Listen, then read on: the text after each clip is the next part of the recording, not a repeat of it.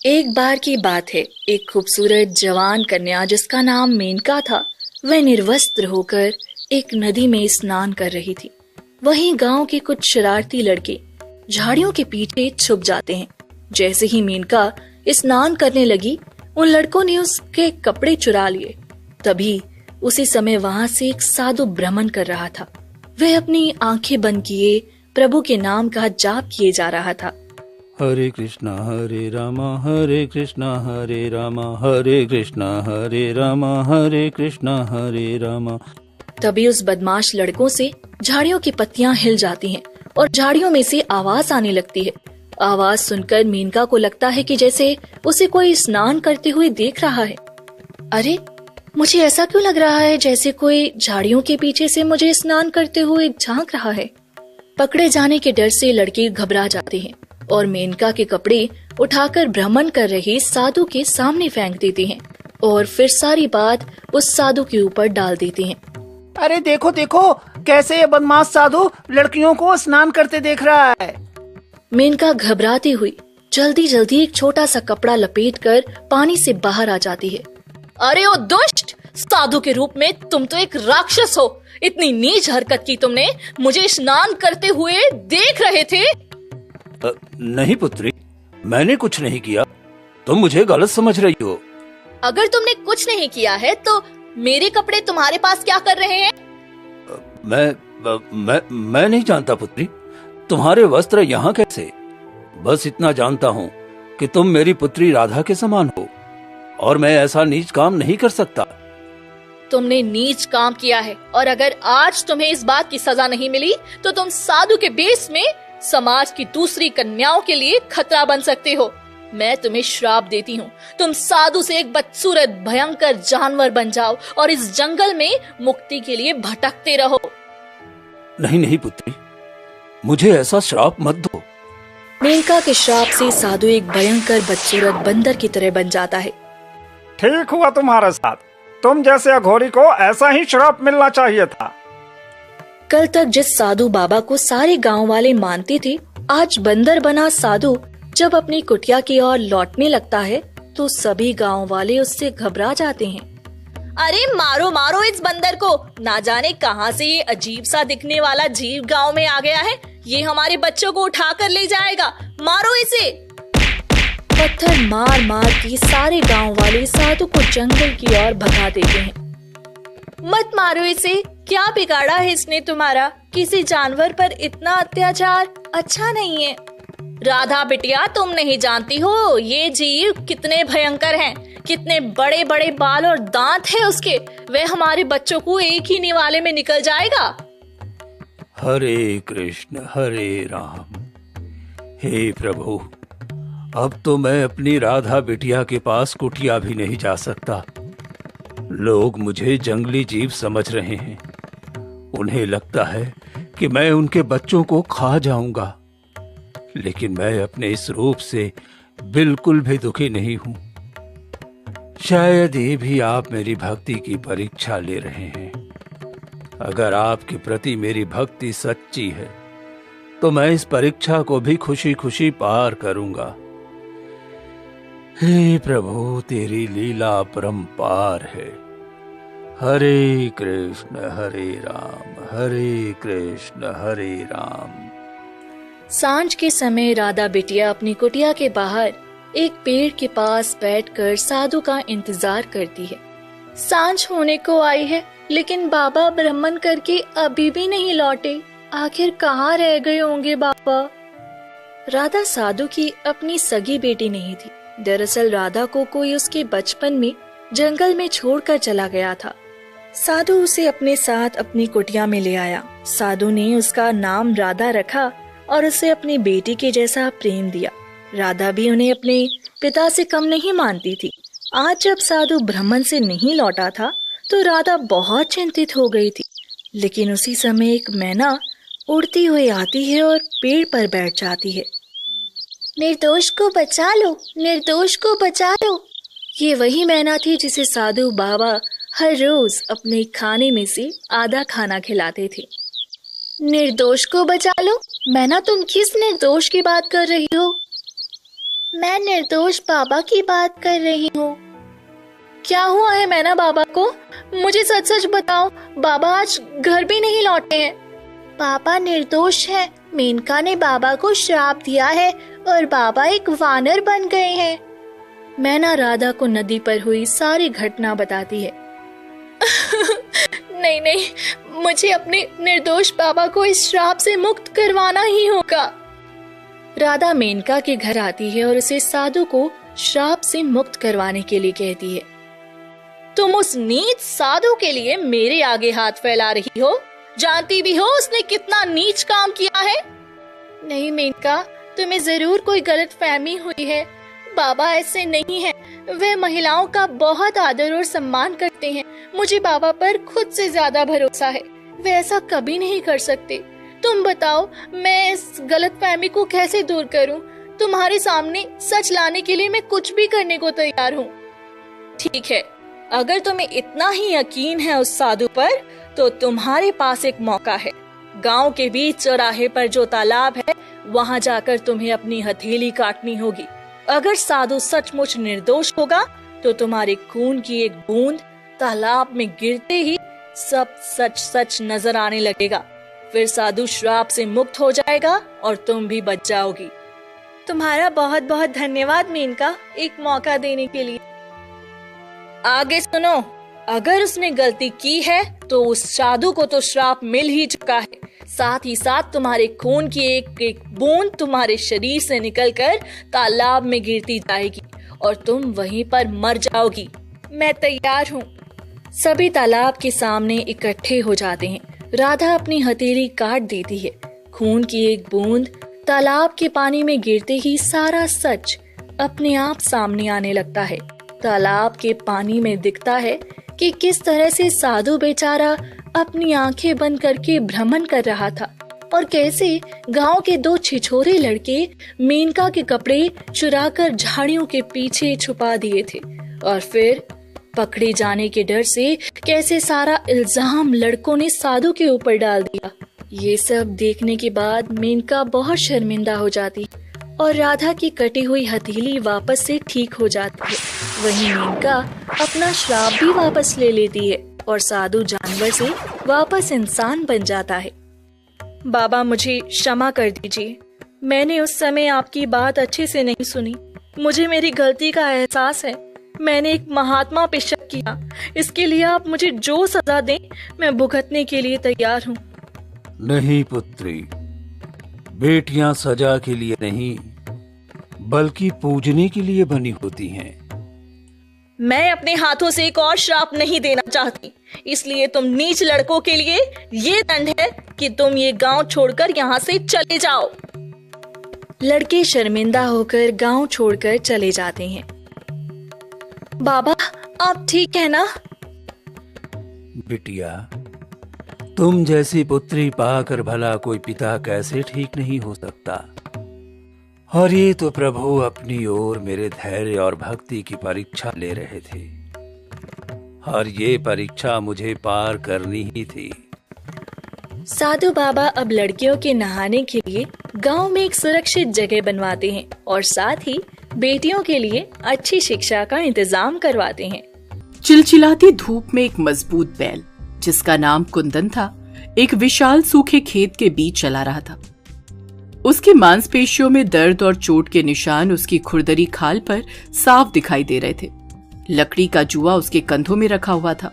तभी एक जोरदार छड़ी मारते हुए जमरू ने कहा, तेज चल, आलसी जानवर। जमरू की आवाज गूंजी। वह काफी गुस्से में था। जमरू काफी मोटा और भद्दा दिखने वाला इंसान था। जमरू कुंदन पर बहुत जोर जोर से लाठियों का वार करता हुआ कहता है, काम चोर खाने में तो कोई कसर नहीं छोड़ता, फिर खेत जोतने में तेरी नानी क्यों मरती है? कुंदन अपने मालिक के लिए बहुत वफादार था, लेकिन उसका मालिक किसान, जिसका नाम शंकर था, ने पैसों की तंगी की वजह से गांव में ही अपने पड़ोसी जमरू को अपने दोनों बैलों को गिरवी रख दिया था। जमरू बहुत ही क्रूर और लालची इंसान था। वह शंकर से जलता भी था।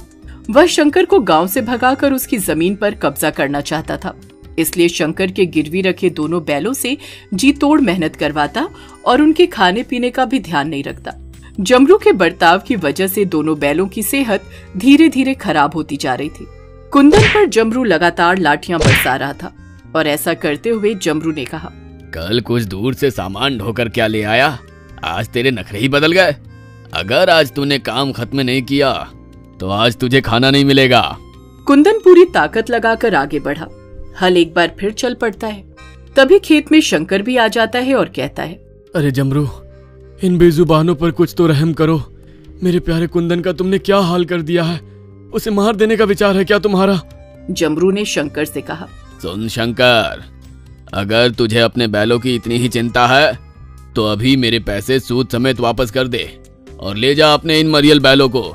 वैसे भी ये नकारे किसी काम के नहीं है। शंकर कुंदन की इन बातों का कोई जवाब नहीं दे पाया।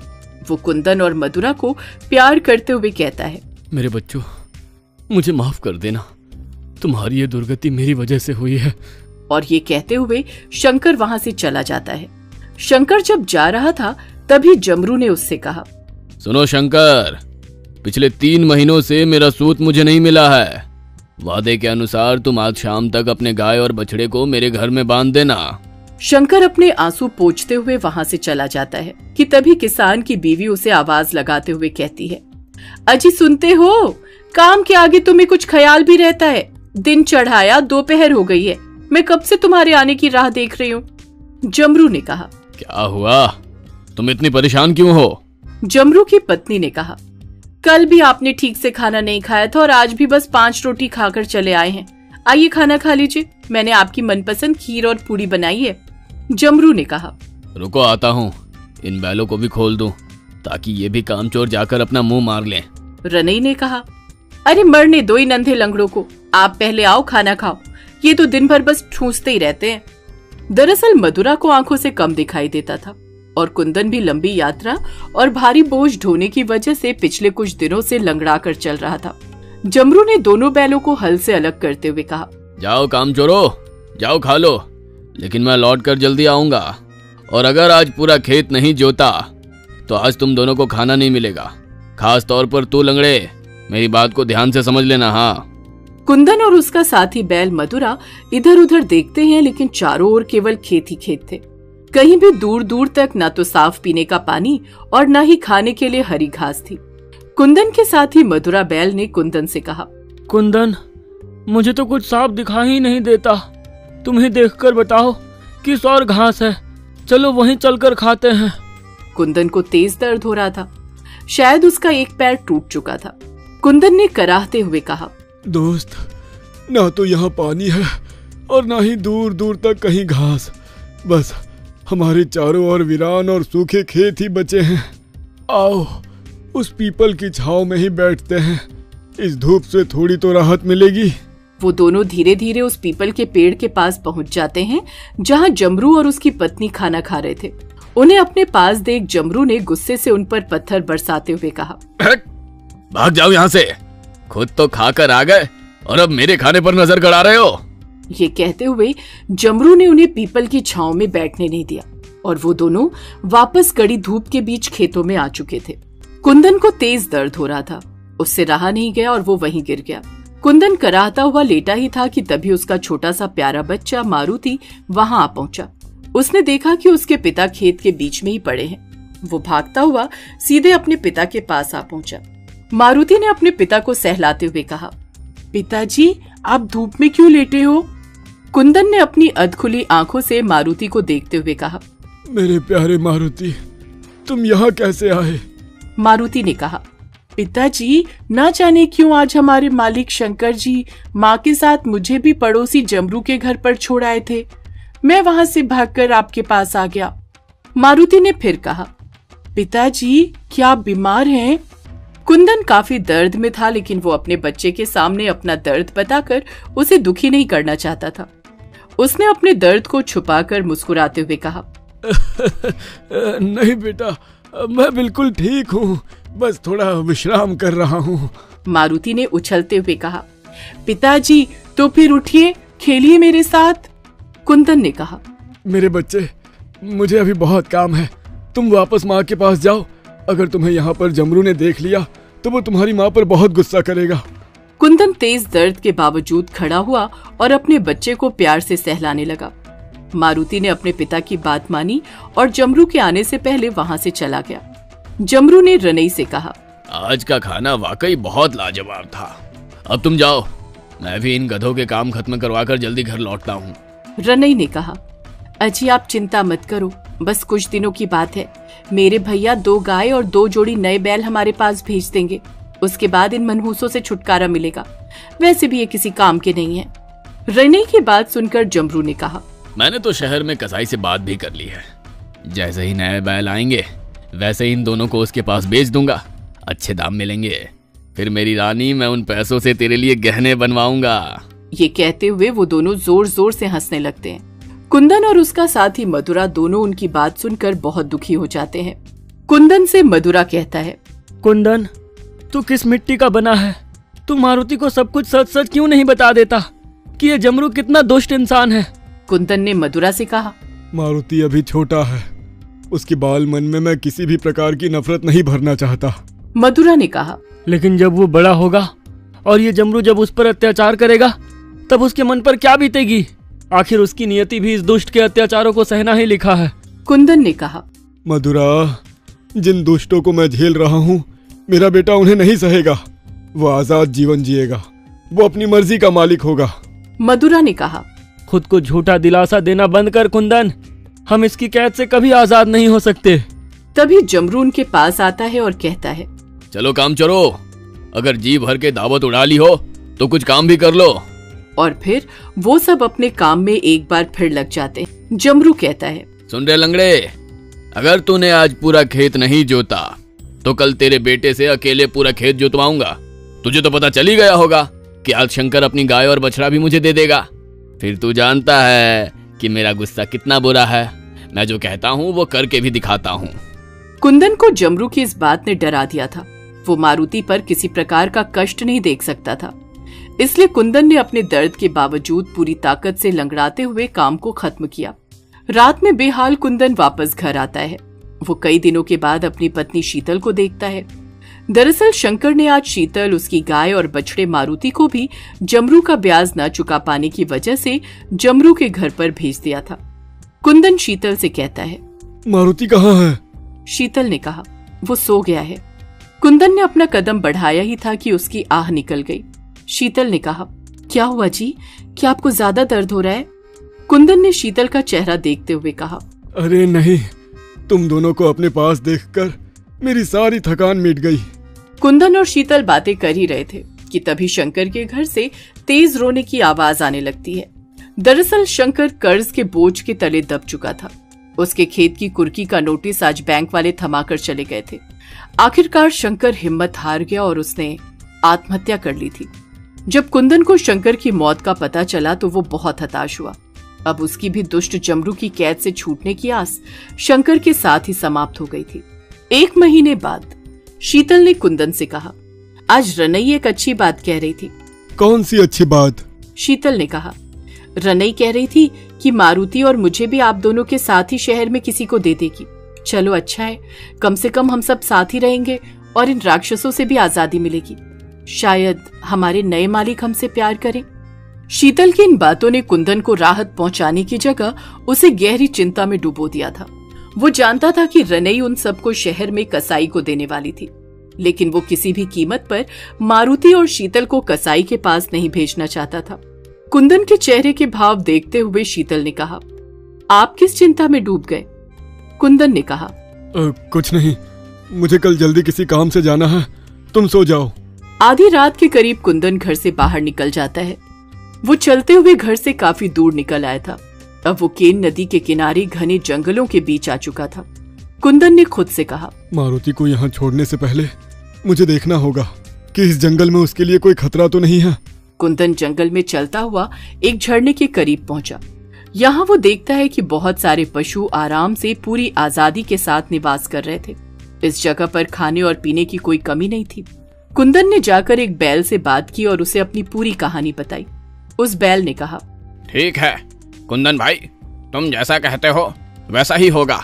हम सब तुम्हारे बुलाने पर आ जाएंगे। कुंदन ने अपने नए दोस्त और वहां मौजूद सभी जानवरों का अभिवादन किया और वापस घर आ गया। 3 दिन बाद आखिर वो दिन आ ही गया जब जमरू उन सबको लेकर कसाई के पास शहर जाने वाला था। जमरू ने बैलगाड़ी में मधुरा और कुंदन को बैलगाड़ी से जोड़ा और बैलगाड़ी के पीछे जाकर शीतल और मारुति को बांध दिया। इसके बाद वो घर के अंदर कुछ सामान लेने चला गया। जमरू की बीवी रनई ने कहा, पहले जाकर भैया के यहाँ से बैल ले लेना, उसके बाद इन्हें कसाई को देना। जमरू ने हाँ में सिर हिलाते हुए कहा, तू बस सोने के हार पहनने की तैयारी कर, मैं शहर से तेरे लिए वापसी में सोने के जेवर लेकर आता हूँ। ये कहते हुए जमरू घर से बाहर आता है और बैलगाड़ी लेकर शहर की ओर निकल पड़ता है। कुंदन लंगड़ा कर चल रहा था, जिस वजह से शहर पहुंचने में देरी हो रही थी। गुस्से से जमरू कुंदन को बहुत मार रहा था और उसे जल्दी चलने के लिए कह रहा था, लेकिन कुंदन इतनी मार खाने के बावजूद भी धीरे धीरे ही चल रहा था। शाम हो रही थी। बैलगाड़ी जैसे ही केन नदी के झरने के पास पहुंची, कुंदन ने चलना बंद कर दिया। जमरू ने उसे बहुत मारा और चलने के लिए कहा, लेकिन वो टस से मस नहीं हुआ और तेज आवाज करने लगा। जमरू को कुंदन का इस तरह आवाज करना पसंद नहीं आया। उसने कहा, तुझे खूब चर्बी चढ़ गई है, रुक, आज तेरी चर्बी यही निकालता हूँ। जंगल से मोटा डंडा ढूंढने के लिए चला गया। उसके जाते ही कुंदन ने मधुरा से कहा, मधुरा, जब मैं कहूँ उसी वक्त अपना सिर जुएं से निकालना। कुछ प्रयासों के बाद उन्होंने एक साथ मिलकर खुद को बैलगाड़ी से आजाद कर लिया। कुंदन सीधे शीतल के पास गया और उसे भी खोल दिया। उसके बाद वो मारुति के पास गया, लेकिन तब तक जमरू उनके पास आ गया। तभी कुंदन ने अपने सिर को बैलगाड़ी के पिछले हिस्से पर मारना शुरू कर दिया, जहां मारुति बंधा हुआ था। कुछ प्रयासों के बाद बैलगाड़ी का वह हिस्सा टूट गया और मारुति भी आजाद हो गया।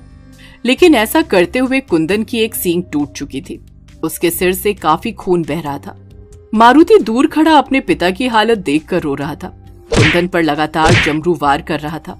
अब तक जंगल से कुंदन के वो साथी आ चुके थे, जिनसे मिलकर उसने मारुति को अपने साथ रखने के लिए कहा था। मारुति से कुंदन ने कहा, मारुति, मेरी बात ध्यान से सुनो। बेटा, तुम्हारे पीछे तुम्हारा नया परिवार मौजूद है।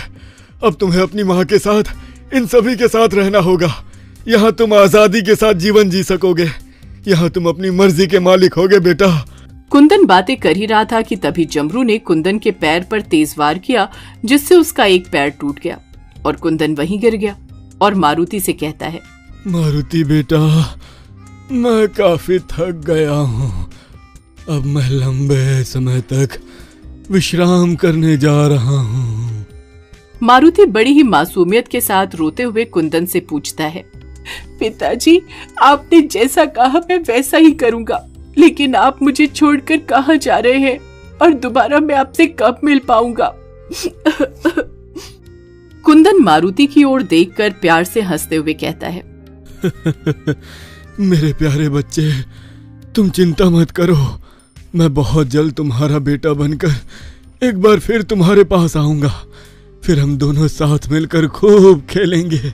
तभी जमरू ने एक लाठी का तेज वार किया। कुंदन के आखिरी शब्द उसके मुंह से निकले, मारुति, जाओ यहाँ से। जमरू कुंदन को मारकर बहुत खुश था, लेकिन मधुरा, शीतल और मारुति की आंखों से आंसुओं की धार फूट रही थी। वो सभी अपने नए साथियों के साथ गहरे जंगल में चले गए। कई साल बीत जाने के बाद जंगल के मनोरम दृश्य के बीच एक बछड़ा उछलकर धमा चौकड़ी मचा रहा था। तभी मारुति अपने बछड़े के माथे को चूमते हुए कहता है, चंदन मेरे बच्चे, तुम बहुत नटखट हो। ये कहते हुए मारुति की आंखों में आंसू आ जाते हैं। तभी मारुति की माँ और उसकी पत्नी उसके पास आ जाते हैं। चंदन मारुति का बेटा था। चंदन के माथे पर ठीक वैसा ही तिलक था जैसा उसके दादा कुंदन के माथे पर था। मारुति को उसकी माँ शीतल ने प्यार से सहलाते हुए कहा, मत रो बेटा, देख तेरे पिता ने जो तुझसे वादा किया था उसे पूरा किया। वो आखिर तेरे साथ खेलने के लिए वापस आ ही गए। जानवरों की भाषा भले ही हम ना समझते हो, लेकिन उनके भीतर भी अपने परिवार के प्रति प्रेम होता है। वो प्रेम की भाषा समझते हैं। अगर हम जानवरों से प्रेम करेंगे तो वो भी बदले में हमें प्रेम देंगे। यदि आप ऐसी कहानियां और देखना चाहते हैं तो हमारे चैनल को सब्सक्राइब करें और बेल आइकन पर क्लिक करें ताकि हमारी सारी नई वीडियोस आप सबसे पहले देख सकें।